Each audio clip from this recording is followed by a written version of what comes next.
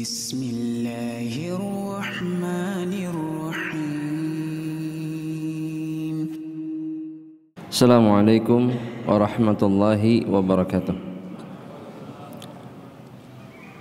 Innal hamdalillah nahmaduhu wa nasta'inuhu wa nastahdihi wa na'udzu billahi min shururi anfusina wa min sayyiati a'malina man yahdihillahu فلا مضل له ومن يضلله فلا هادي له فأشهد أن لا إله إلا الله وحده لا شريك له وأشهد أن محمدا عبده ورسوله لا نبي بعده وقال تعالى في القرآن الكريم يا أيها الذين آمنوا اتقوا الله حق تقاته ولا تموتن إلا وأنتم مسلمون يا أيها الناس اتقوا ربكم الذي خلقكم من نفس واحدة وخلق منها زوجها وبث منهما رجالا كثيرا ونساء واتقوا الله الذي تساءلون به والأرحام إن الله كان عليكم رقيبا يا أيها الذين آمنوا اتقوا الله وقولوا قولا سديدا يصلح لكم أعمالكم ويغفر لكم ذنوبكم ومن يطع الله ورسوله فقد فاز فوزا عظيما فأما بعد عباد الله rahimani wa rahimakumullah. Kembali kita dipertemukan oleh Allah Subhanahu wa taala untuk melanjutkan pembahasan Kitab Syarhu Usulil Iman karya Al-Imam Al-Syeikh Muhammad Ibn Salih Al-Utsaimin rahimahullahu ta'ala. Beliau mengatakan di dalam kitabnya Ahibati Fillah, di penghujung penjelasan beliau tentang Tauhid Ar-Rububiyah, salah satu jenis Tauhid yang menjadi alasan dan kemudian menjadi dasar kenapa kemudian kita semuanya sebagai makhluk, sebagai hamba Allah Subhanahu wa ta'ala itu kemudian wajib untuk mengesahkan Allahu Rabbul Alamin dengan hanya mengkhususkan ibadah kepada dirinya, sebagaimana yang dikatakan oleh para ulama.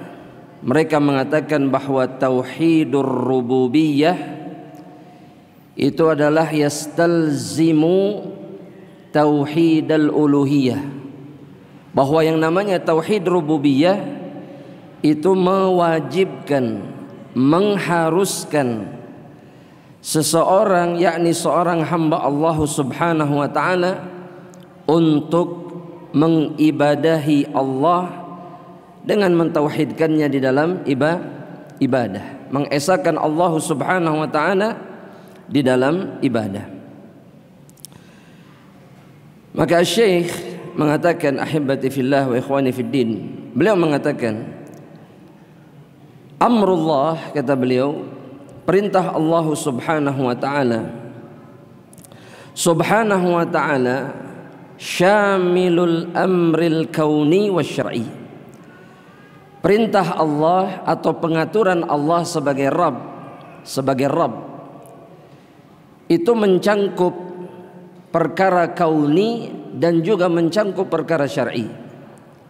Bahwa Allah tidak hanya mengatur kaun itu artinya ciptaan makhluk Allah Subhanahu wa ta'ala. Apa yang kita lihat dengan mata kita dari ciptaan Allah itu disebut dengan al-kaun.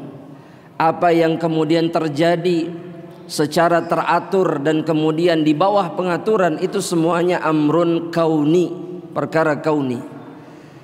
Tapi Allah Subhanahu wa ta'ala tidak hanya saja mengatur kaun, tapi juga Allah mengatur syariat. Allah menetapkan ketetapan-ketetapan syar'i atas makhluk-makhluknya. Fakama annahu mudabbirul kaun al-qadhi fihi, sebagaimana Allah adalah pengatur alam semesta, mengatur ciptaan-ciptaannya, Allah yang menjadi hakim. Qadhi itu maknanya apa? hakim, pemutus perkara di alam semesta ini, sehingga apapun yang diinginkan oleh Allah terhadap makhluknya di alam ini, maka Allah lah yang menentukannya, Allah yang menetapkannya, dan tidak ada satupun yang keluar dari perintah dan pengaturan Allah. Itu sebabnya kenapa nanti di akhir zaman matahari bisa keluar dari mana? Dari mana? Saya mau tanya, matahari keluar dari barat itu proses alam atau perintah Allah?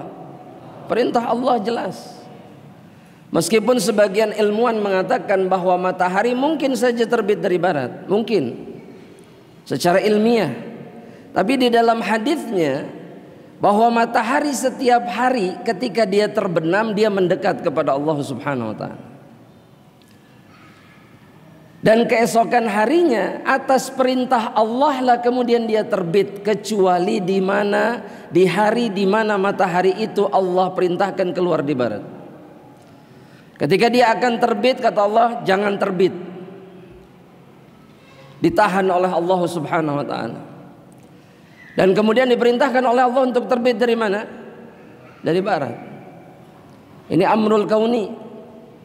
Jadi tidak ada satupun yang terjadi di alam semesta ini melainkan atas ketetapan Allah. Makanya itu sebabnya kenapa para ulama tetap bersikukuh ketika melihat hilal, maka acuannya apa? Ru'yah.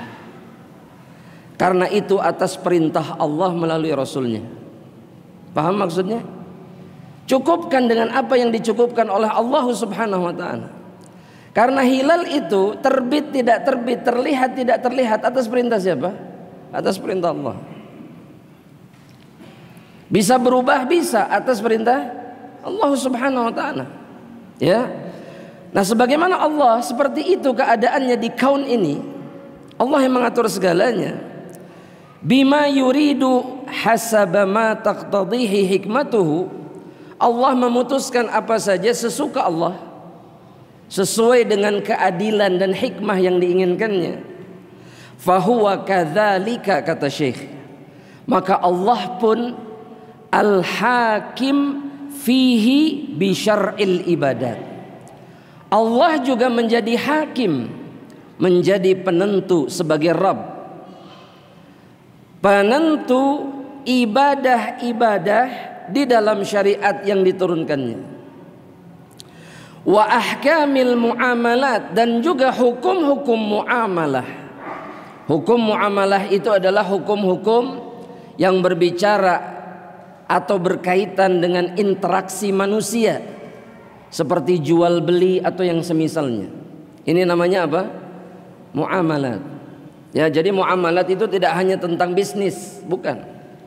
Tapi semua interaksi antara manusia yang ditetapkan hukumnya oleh Allah Subhanahu wa taala. Hasbama taqtadihi hikmatuhu, sesuai dengan keadilan dan hikmah Allah.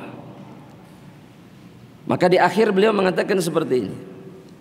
Famanittakhadha ma'allahi musyri'an fil ibadat, dan ini kalimat penting. Kata beliau, barang siapa yang menjadikan bersama Allah ada musyri'. Apa itu musyri'? Mim shin ra ain. Musyri', apa artinya? Penetap atau pemberi syariat. Barang siapa di antara hamba-hamba Allah menjadikan bersama Allah adanya musyrik, artinya peletak penetap syariat selain Allah, fil ibadat, dalam urusan ibadah, au hakiman fil muamalat, atau sebagai hakim pemutus perkara dalam masalah muamalah, faqad asyrak, maka dia telah berbuat kemusyrikan. Ya, dia telah berbuat kemusyrikan. Dia menjadikan adanya sosok selain Allah yang menjadi Rabb selain Allah Subhanahu wa taala. Karena peletak syariat siapa? Allah sebagai Rabb. Allah sebagai Rabb. Makanya mungkin saja seseorang kemudian berbuat kemusyrikan dalam masalah rububiyah. Ketika menjadikan ada pencipta selain Allah, syirik dalam uluhiyah atau rububiyah? Rububiyah. Ketika menetapkan ada pemberi rizki selain Allah, uluhiyah, rububiyah. Ketika mengatakan ada yang bisa mengatur alam semesta, jangan jauh-jauh, mengatur hujan saja, hujan. Hari ini hujan, 2 jam besok tidak hujan, atau jam 2 hujan, jam 3 tidak hujan. Katanya digeserkan awannya. Betul jemaah? Pernah dengar ini jemaah? Enggak pernah? Ada orang yang mengaku seperti ini, pernah dengar? Iya, ini kemusyrikan dalam perkara rububiyah. Syirik besar ketika seseorang mempercayai perkara tersebut. Ini masalah besar. Ini akibatnya, dampaknya ketika seseorang tidak paham tauhid. Ya, pakai mangkok putar, geser itunya. Syirik besar. Itu yang perlu kita ingat. Dan kata beliau rahimahullahu taala, walam yuhaqqiqul iman. Manusia yang seperti ini menjadikan ada peletak syariat selain Allah, kemudian menjadikan ada hakim selain Allah, penentu pemutus perkara selain Allah, maka dia telah berbuat kemusyrikan dan tidak menyempurnakan atau mewujudkan keimanan. Jadi bukan mukmin. Yang seperti ini tidak disebut sebagai seorang mukmin. Allah Subhanahu wa taala berfirman jemaah di dalam Al-Qur'an. Di dalam salah satu firman-Nya, Allah Subhanahu wa taala mengatakan, am syara'u lahum, kata Allah Subhanahu wa taala, minad din ma lam ya'zam bihillah, kata Allah Rabbul Alamin. Dalam surat Syura, Asy-Syura ayat yang ke-21, Allah Subhanahu wa taala mengatakan, am lahum syuraka, am lahum syuraka syara'u lahum minad dini ma lam ya'zam bihillah. Apakah mereka, yakni orang-orang kafir Quraisy, kata Allah, memiliki sekutu-sekutu selain Allah yang menetapkan, meletakkan syariat, membuat syariat, yakni selain Allah Subhanahu wa taala, ma lam ya'zam bihillah, yang tidak diizinkan oleh Allah Subhanahu wa taala. Allah tidak memberikan hak kepada dirinya untuk meletakkan syariat. Para nabi dan rasul diberikan izin atau tidak? Berikan izin, itu pun atas wahyu Allah. Tapi selain mereka tidak ada yang punya hak untuk meletakkan syariat. Itu sebabnya kenapa mengada-ngada di dalam urusan agama, membuat syariat baru, itu masalah besar. Karena itu artinya ketika seseorang membuat syariat yang baru di dalam Islam, dia sedang membuat syariat selain syariat Allah Subhanahu wa taala. Ma lam ya'zam bihillah, enggak ada izinnya dari Allah Subhanahu wa taala. Ya. Dan Allah membahasakannya apa? Emang ada sekutu selain Allah yang mengizinkan mereka untuk melakukan itu? Sehingga ini bisa menjerumuskan seseorang ke dalam kemusyrikan. Dan Allah kemudian mengatakan, walaula kalimatul fasli laqudhiya bainahum. Kalau bukan karena ketetapan Allah, Allah akan binasakan mereka semuanya yang melakukan ini. Tapi Allah biarkan mereka. Ya, Allah biarkan sebagian orang yang berbuat kemusyrikan, Allah biarkan. Dan itu yang Allah lakukan kepada orang-orang Quraisy. Betul tidak? Orang Quraisy diazab sama Allah atau tidak?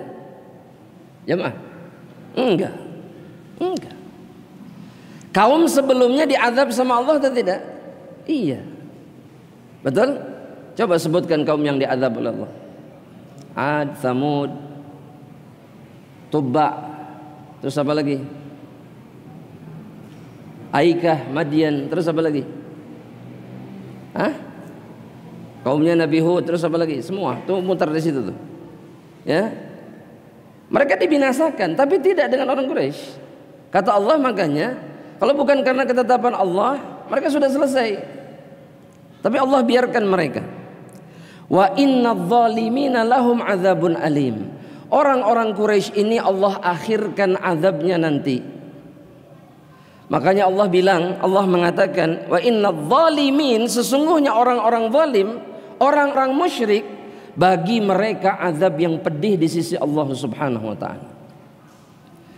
Dan kita umat Nabi Muhammad SAW itu tidak akan tertimpa azab yang membinasakan seluruh umat, seluruh kaum seperti yang Allah timpakan kepada kaum sebelumnya.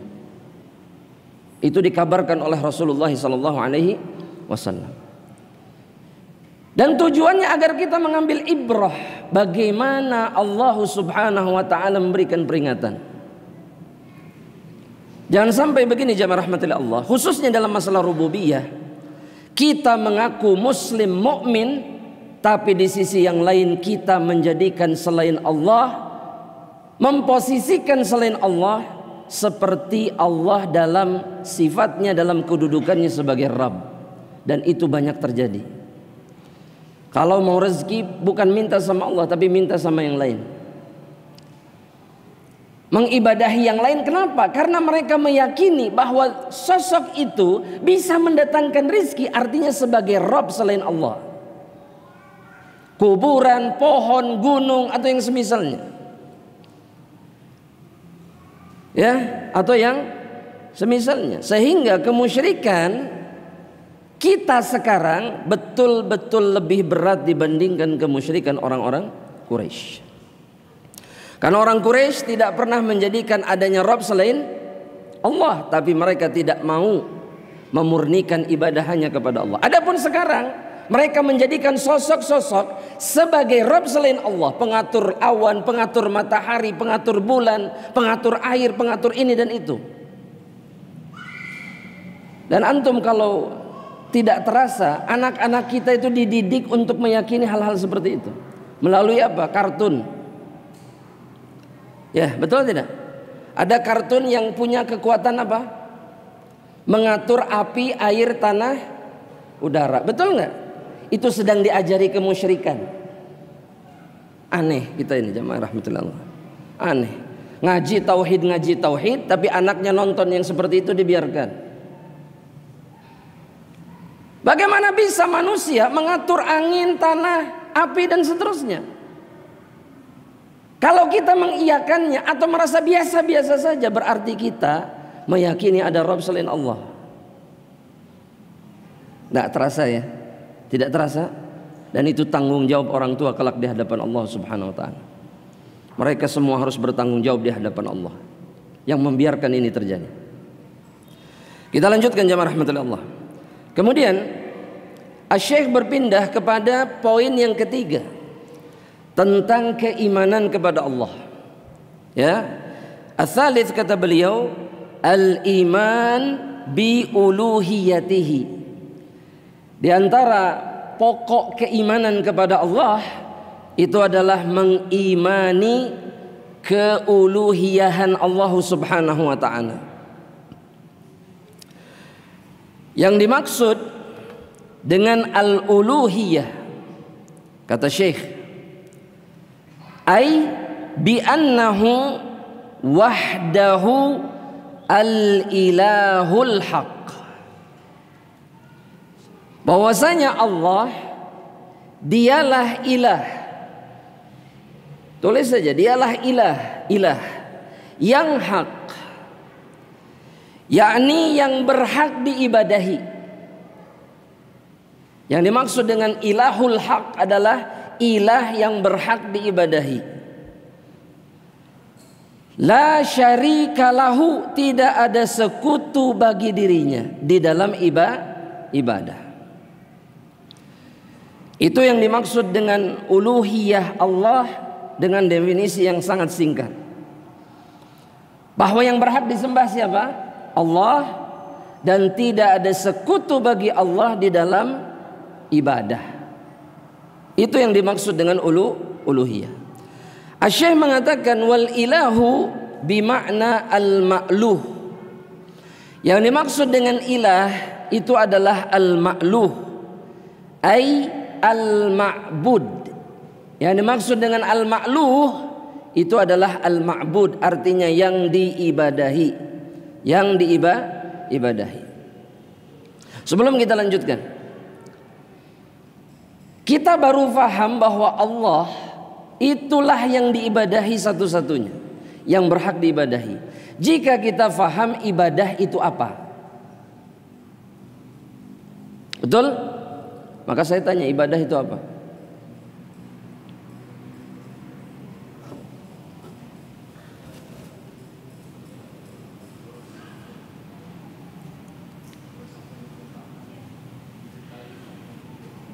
Diridhai Allah. Yang lebih lengkap lagi jawabannya ada. Antum?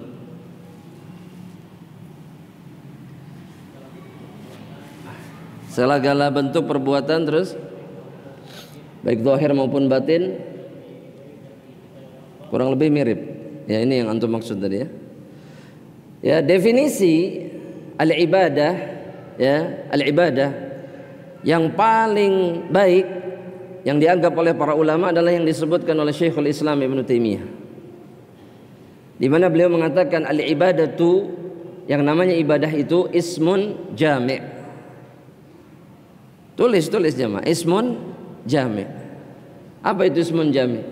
Nama, istilah yang maknanya mencangkup. Ismun jami' itu maknanya itu satu istilah, satu kata yang maknanya mencangkup, meliputi. Meliputi apa? Kata beliau, meliputi kulli ma yuhibbuhullah, seluruh perkara yang dicintai oleh Allah. Itu yang pertama. Yang kedua apa? Wa yardahu, dan diridhai oleh Allah Subhanahu wa taala. Artinya diizinkan oleh Allah. Ya, diizinkan oleh Allah Subhanahu wa taala. Min, ya, af'alin, dari perbuatan, wa aqwalin, dan perkataan, zahirah, yang zahir, yang terlihat, kelihatan, seperti sholat, ngaji, terus apa lagi? Yang zahir. Haji, apalagi sholat id, terus semuanya yang kelihatan sama makhluk, ini namanya zahirah. Itu ibadah, itu ibadah zahirah. Au batinah, atau yang batin, dan yang batin ini hanya terjadi di dalam hati. Seperti contohnya apa? Ikhlas. Sok sebutkan jamaah sebanyak mungkin ibadah di dalam hati apa saja. Ikhlas, niat, tawakal, roja, khauf. Sudah mulai tuh. Stop. Apa nih? Inabah. Apa lagi? Isti'anah di dalam hati, ya bisa.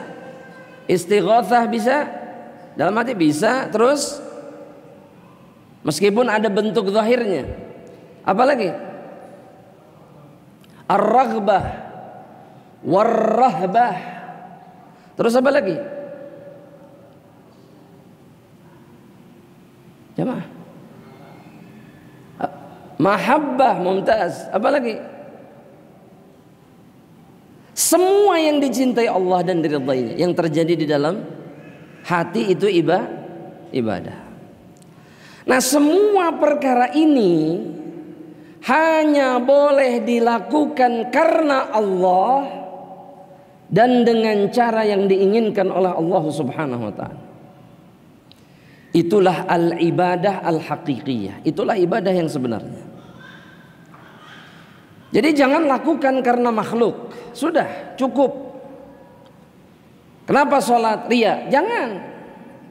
Ibadah kita akan rusak, dan kemudian Allah tidak akan menerimanya sebagai ibadah. Di sini letak pentingnya tauhid uluhiyah.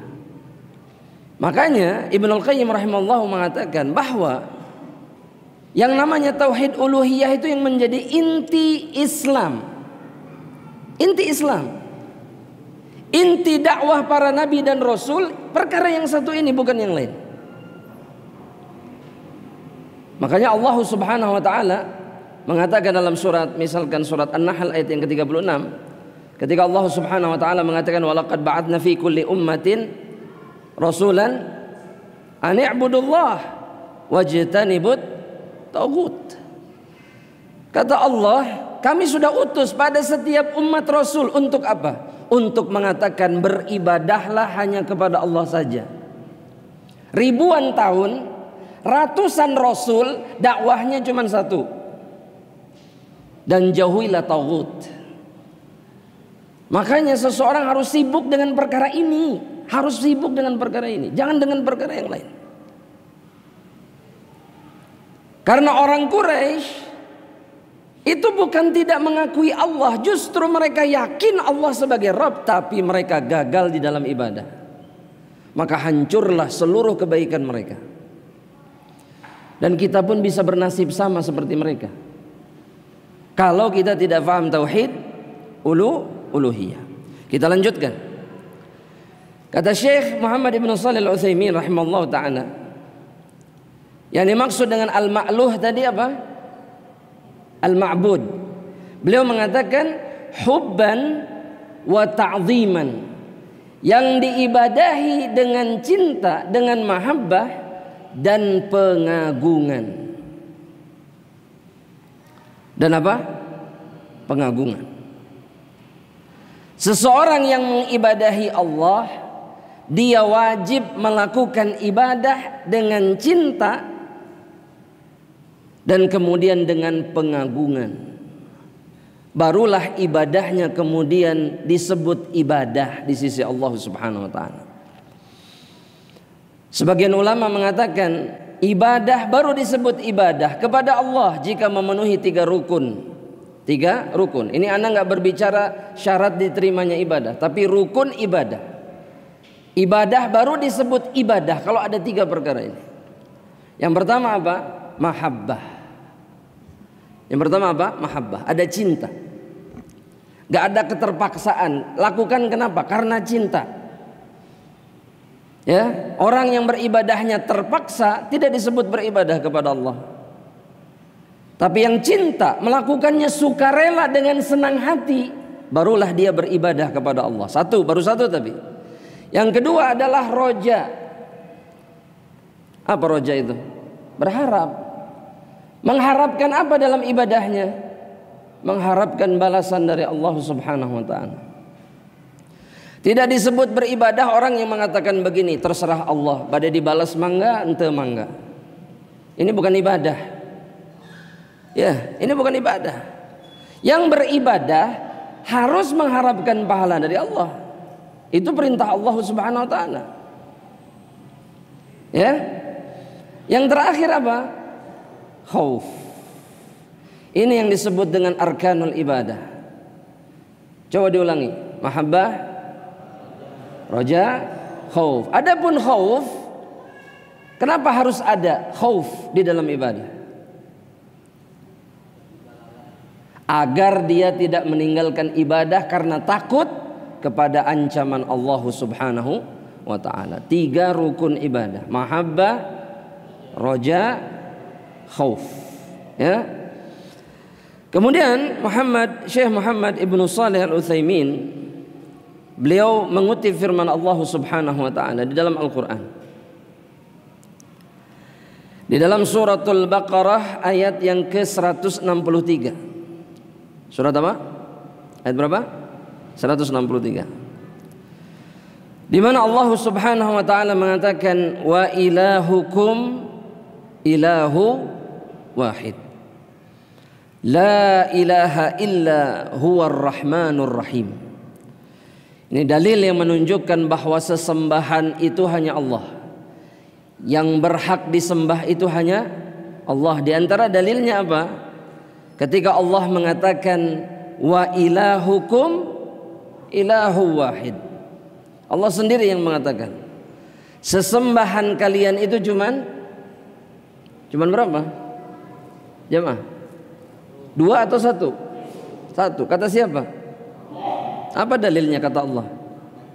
Ya jangan bilang tadi, nggak ada dalil tadi, itu nggak ada dalam Al-Quran. Dalam sunnah juga nggak. Itu yang tadi, Ustaz, yang tadi nggak ada.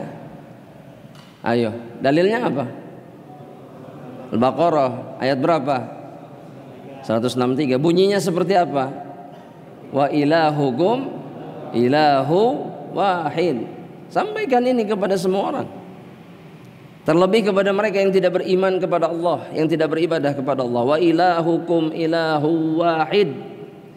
Sesembahan kalian itu cuma 1, bukan 3, bukan 4, bukan 2, bukan 100, bukan 300, tapi sesembahan kalian cuma 1. La ilaha illa huwa. Tidak ada sesembahan selain Dia, yakni selain Allah Subhanahu wa ta'ala. Huwar Rahmanur Rahim. Dialah yang Maha Pengasih lagi Maha Penyayang. Waalaikumsalam warahmatullahi wabarakatuh. Alhamdulillah nahmaduhu wa nasta'inuh wa nastahdihi wa sallallahu ala nabiyyina Muhammad wa ala alihi wa ashabihi ajma'in, fa amma ba'd. Ibadallah rahimani wa rahimakumullah. Kita lanjutkan apa yang disebutkan oleh Syekh, yang dijadikan oleh beliau sebagai dalil, sebagai hujjah bahwa hanya Allah Subhanahu wa ta'ala lah yang berhak disembah oleh seorang hambanya atau oleh seluruh hamba-hambanya. Beliau mengutip firman Allah Subhanahu wa ta'ala di dalam suratul Imran, Ali Imran ayat yang ke-18, di mana Allahu Rabbul Alamin mengatakan syahidallah, Allahu Subhanahu wa ta'ala bersaksi, annahu la ilaha illa huwa, bahwasanya tidak ada yang berhak disembah melainkan hanya Dia, hanya dirinya. Wal malaikatu wa ulul ilmi qa'iman bil qist. Begitu juga dengan para malaikat, para ahli ilmu atau orang-orang yang berilmu, yang berada atau yang senantiasa menegakkan keadilan di jalan Allah, yakni mereka-mereka yang senantiasa meletakkan perkara pada tempatnya sesuai dengan apa yang diinginkan oleh Allah Subhanahu wa ta'ala. Jika mereka berbicara tentang ibadah, maka ibadah hanya mereka berikan kepada siapa? Allah. Ini yang disebut dengan qa'iman bil qist.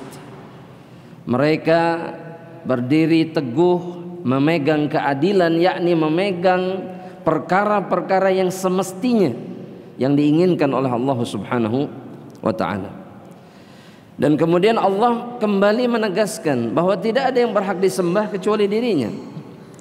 La ilaha illa huwa al-azizul hakim, yang maha perkasa, yang maha bijaksana.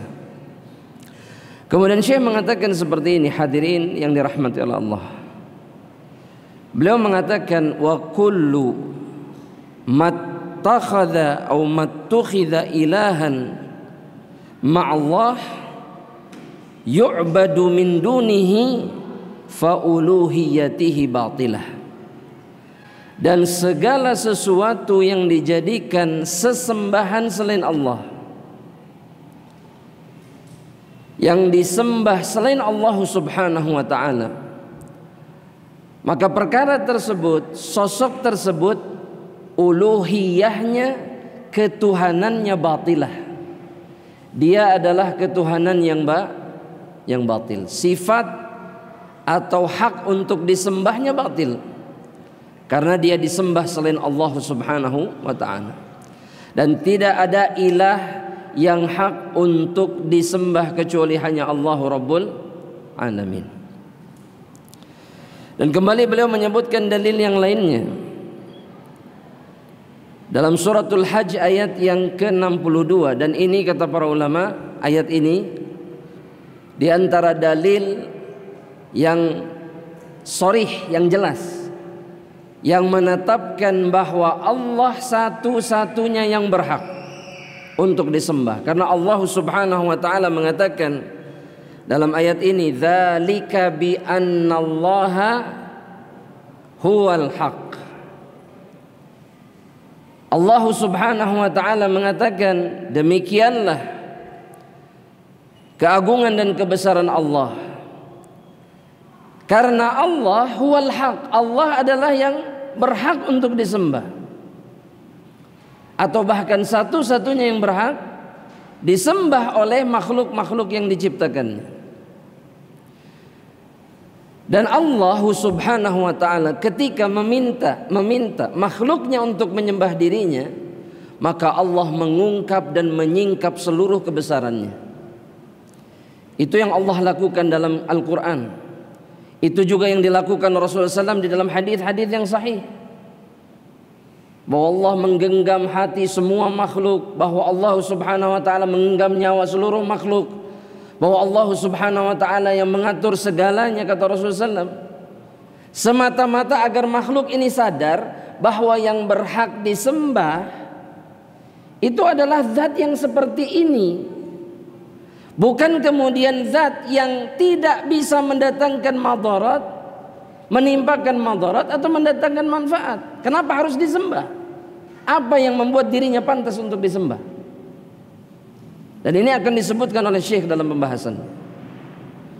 Seperti kayu disembah. Bagaimana bisa kayu disembah? Adakah dia mengatur alam semesta ini? Adakah dia bisa menghidupkan, mematikan? Adakah dia bisa mendatangkan rezeki? Tidak. Lantas kenapa disembah? Kenapa diibadahi?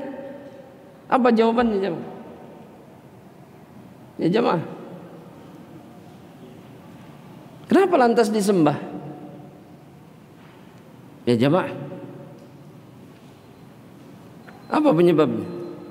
Ismail, apa penyebabnya?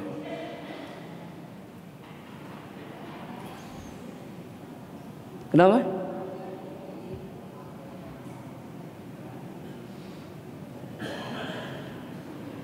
Mengikuti apa yang ditinggalkan oleh leluhurnya.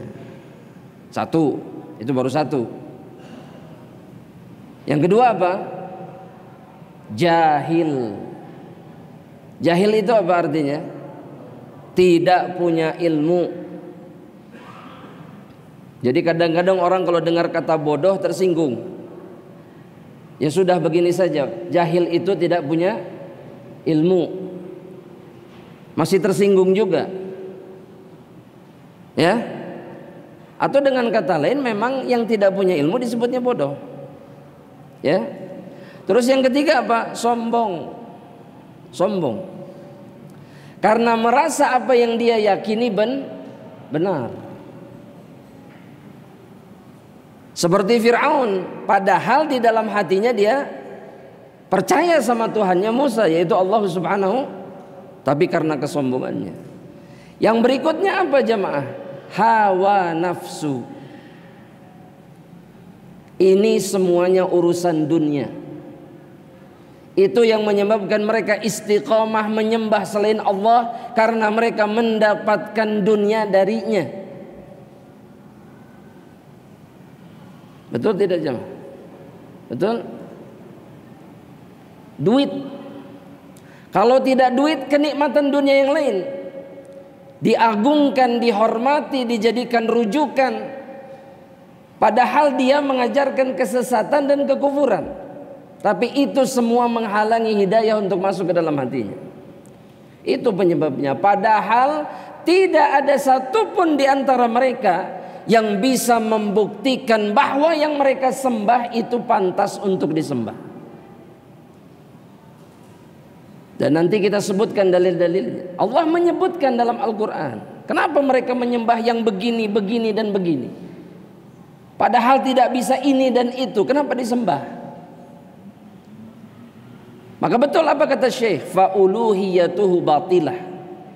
Ketuhanan yang dijadikan sebagai Tuhan selain Allah, maka sifat ketuhanan mereka itu batil. Dan yang hak hanya Allah subhanahu wa ta'ala. Syekh kemudian mengatakan wa tasmiyatuha alihah, dan penamaan sosok-sosok ini sebagai Tuhan, la yu'azzimuha haqqal uluhiyah. Mereka menamai sosok-sosok selain Allah ini sebagai Tuhan, namun hal tersebut tidak membuat sosok-sosok ini pantas untuk disembah. Seperti ketika orang Quraisy mengatakan siapa? Lata, kemudian Uzza, kemudian Manat yang disebutkan, atau 3 berhala terbesar orang-orang Quraisy. Tuhan favoritnya, Tuhan yang dianggap paling besar kedudukannya, disebut Tuhan. Itu tidak membuat kemudian berhak untuk disembah. Allah subhanahu wa ta'ala membantah orang-orang musyrik yang menjadikan adanya Tuhan-Tuhan selain Allah. Dalam suratul Najm ayat yang ke-23, Allah subhanahu wa ta'ala mengatakan, kata Allah, perhatikan kalimatnya, in hiya illa asma'un sammaitumuha. Lata, Uzza, Manat itu hanya nama-nama yang kalian buat, kalian sematkan, antum wa aba'ukum, kalian dan nenek moyang kalian. Jadi yang ngasih nama siapa? Jamaah, yang ngasih nama siapa? Mereka, orang musyrik dan leluhurnya. Makanya namanya Tuhan orang-orang musyrik itu macam-macam. Dan ada ratusan bahkan ribuan nama Tuhan di kalangan mereka. Orang Quraisy saja ada 300 lebih. Tuhan kita satu, namanya ada berapa? Anda ulangi sekali lagi pertanyaannya. Namanya ada berapa? Allah itu ada berapa namanya? Kenapa yang lain kok kayak ragu-ragu? Kenapa jemaah? Jawab, yang disebutkan asal gitu aja. Yang disebutkan oleh Allah 99. Hafal? Hafal tidak? Baik. Sudah hidup di dunia berapa tahun? Oh iya, harus disebutkan ini. 40 tahun, 45 tahun, 50 tahun, bahkan 70 tahun. Gak hafal nama-nama Allah, tapi ingin masuk ke dalam surga Allah subhanahu wa ta'ala.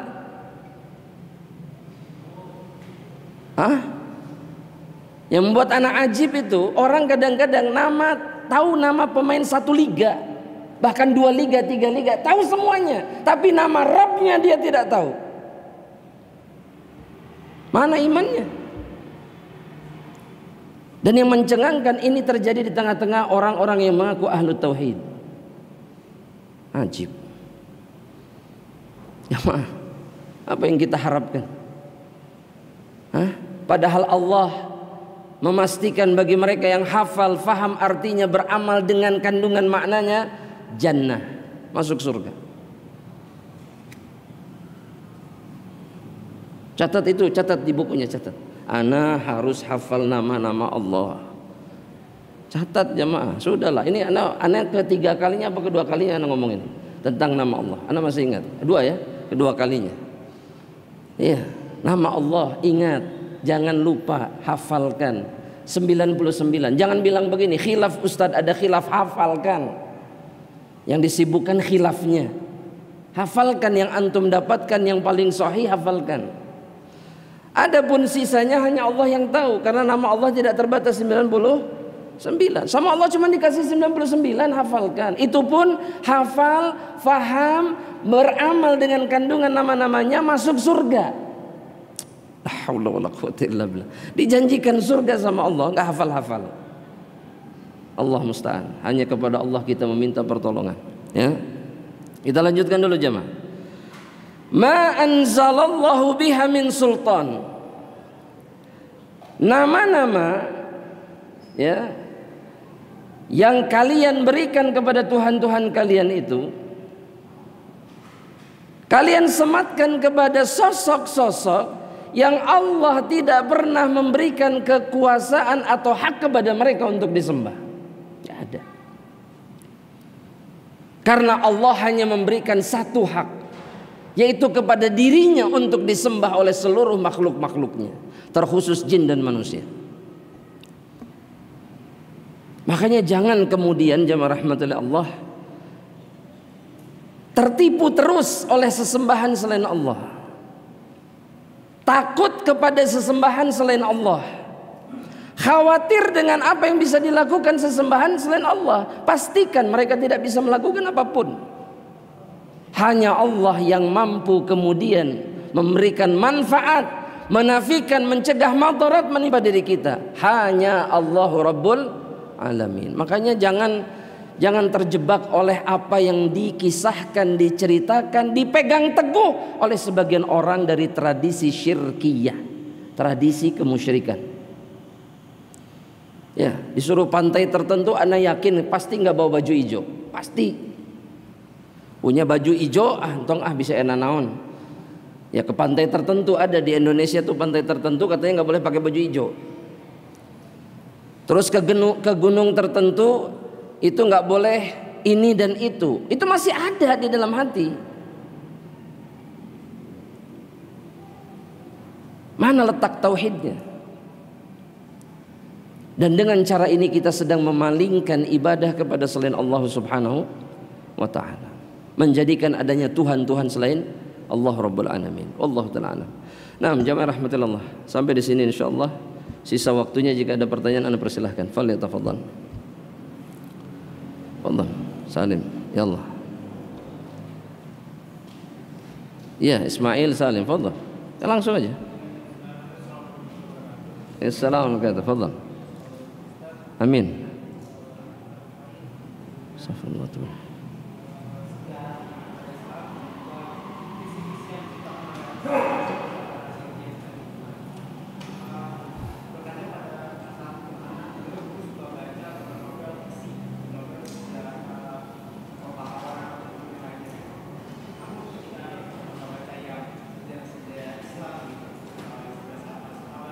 Ya.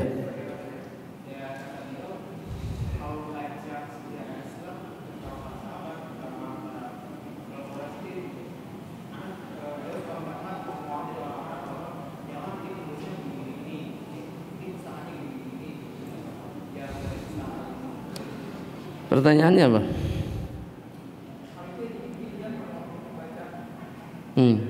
Terus? Nah, jamaah rahmatullah Allah subhanahu. Saya mau bertanya dulu ya. Sejarah para sahabat itu fiksi atau non fiksi? Nyata atau tidak nyata? Nyata.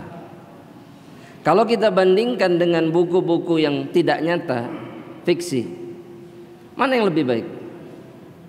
Buku sejarah para sahabat, terlepas penulisnya siapa dan seterusnya, dengan apa? Dengan yang jelas-jelas bohong, mana yang lebih baik? Yang nyata, yang nyata. Karena kita diperintahkan juga oleh Allah untuk mengikuti jejak-jejak para sahabat. Adapun masalah kemudian ini yang bermasalah pustaka ini dan itu, kita kan bisa memilih, bertanya kepada orang yang faham, kemudian tentukan pilihan. Lantas tidak membuat kita kemudian tidak mau membaca sejarah mereka. Justru itu yang diinginkan oleh musuh-musuh Islam. Kita tidak tahu tentang manusia-manusia yang menjadi penolong-penolong Rasulullah pada masanya. Golongan pertama yang akan masuk surga bersama Rasulullah SAW, golongan yang kata Allah radhiyallahu anhum wa radu'an, Allah ridha kepada mereka dan mereka ridha kepada Allah. Untuk untuk memutus baiknya keislaman seseorang itu adalah dengan cara menghilangkan para sahabat di dalam sejarah Islam. Antum pasti tidak akan jadi muslim yang baik. Semakin jauh dari para sahabat, pasti semakin jauh dari Islam. Itu pasti. Makanya ini bisa dikatakan talbis iblis, tipu daya iblis untuk menjauhkan kita dari Islam. Adapun masalah khilaf penulis, penerbit itu bisa ditanyakan kepada yang berilmu. Jelas ya? Maka selesai masalahnya. Tetap baca. Tapi ingat, sebaik-baiknya sejarah Rasulullah SAW. Kalau sahabatnya dibaca sejarahnya, Rasulnya tidak. Benar atau salah? Salah. Nabi dulu baru para sahabatnya. Ya. Nah, ada satu buku yang baik tentang sejarah Nabi. Apa judulnya? Ini juara penulisan sejarah sirah nabawiyah terbaik sedunia. Apa? Rohikul Makhtum. Rohikul Makhtum itu juara penulisan sirah tentang Nabi Muhammad SAW, juara satunya sedunia. Yang ditulis oleh Syekh Safiyur Rahman Al-Mubarakfuri, ya rahimallahu ta'ala. Jelas ya? Jadi kembali kepada sumber yang jelas. Wallahu ta'ala alam bisawab. Mudah-mudahan terjawab. Silakan Ismail. Singkat Ismail. Ya Allah. Waalaikumsalam warahmatullahi wabarakatuh.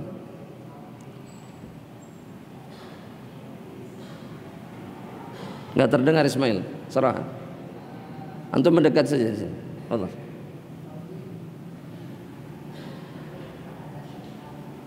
Ada syubhat. Syubhat apa?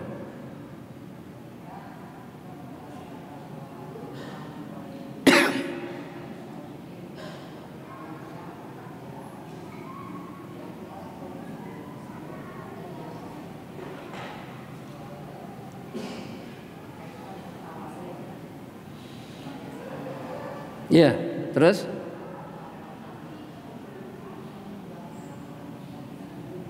Ya.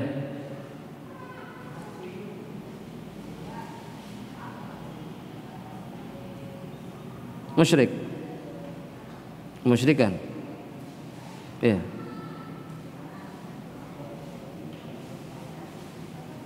Ya. Ketika seseorang bertawassul melalui sosok-sosok yang sudah diwafatkan oleh Allah, maka Allah pastikan itu sebagai kemusyrikan. Pastikan itu sebagai kemusyrikan. Apa dalilnya? Allah katakan ini kepada orang-orang kafir Quraisy dalam surat Az-Zumar. Ketika mereka mengatakan, "Ma na'buduhum," kami tidak mengibadahi mereka, "illa liyuqarribuna ilallahi zulfa," melainkan kami hanya menjadikan mereka sebagai wasilah agar lebih dekat sama Allah Subhanahu wa taala. Statement ini Allah kemudian pastikan mereka dengan statement ini bahwa mereka itu orang-orang kafir, kata Allah. Mereka itu orang-orang kafir. Kenapa? Karena orang-orang yang sudah diwafatkan tidak bisa mendatangkan manfaat, tidak bisa mencegah madarat. Bahkan mereka tidak bisa menolong diri mereka sendiri, dan hukumnya haram kemudian untuk melibatkan orang-orang seperti ini, makhluk-makhluk seperti ini, sosok-sosok seperti ini di dalam ibadah. Gak boleh. Ini sama saja menjadikan kemudian ada sekutu bagi Allah, ada pembantu-pembantu bagi Allah yang menjerumuskan kemudian seseorang ke dalam kemusyrikan.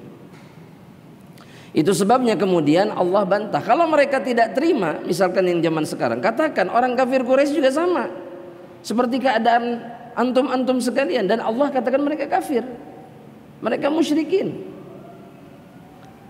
Dan ada pembahasannya dalam pembahasan kita ini, bantahan, dua bantahan yang membuat kita harus menolak sosok-sosok selain Allah untuk diibadahi. Nanti di pembahasan itu menjadi jelas insyaallah taala, ya. Makanya kajian berikutnya insyaallah apa? Hadir insyaallah. Kalau masih ada usia panjang dan kemudian kesehatan. Wallahu taala alam bisawab. Nah, Ismail insyaallah. Khair, siapa lagi yang mau bertanya?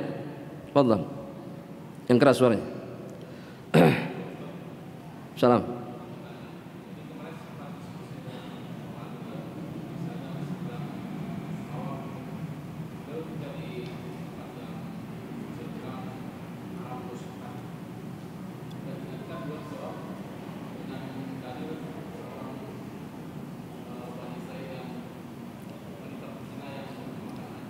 Iya, terus?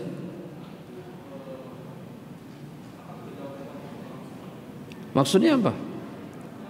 Meskipun dosanya banyak, yang penting melakukan kebaikan, maka dia diampuni oleh Allah Subhanahu wa taala. Katakan sama dia bahwa pengampunan Allah itu tahtal masyiah. Kita dengan dosa-dosa kita diampuni atau tidaknya tergantung apa? Kehendak Allah. Pertanyaannya sekarang, apa yang membuatmu tahu bahwa engkau pasti diampuni sama Allah?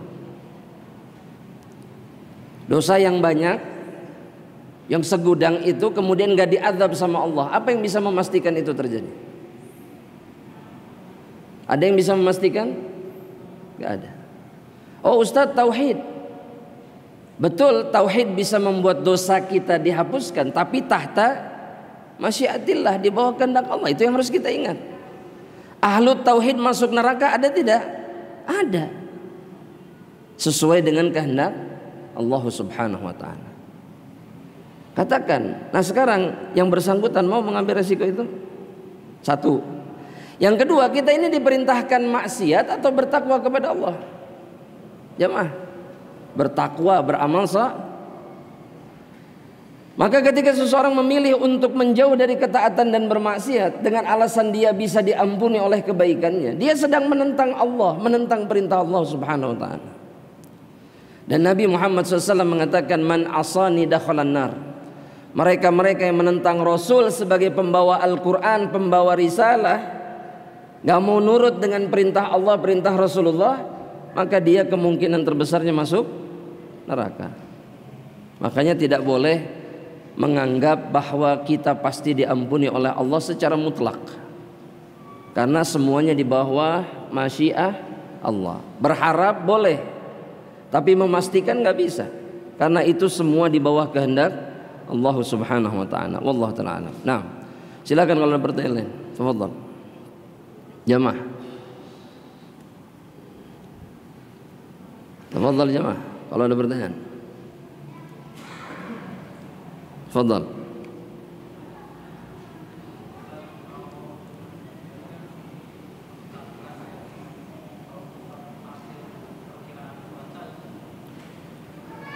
Baik, perkiraan cuaca itu kemusyrikan atau bukan? Anda ulangi pertanyaannya. Perakiraan cuaca itu kemusyrikan atau bukan? Kenapa? Apa alasannya bukan kemusyrikan?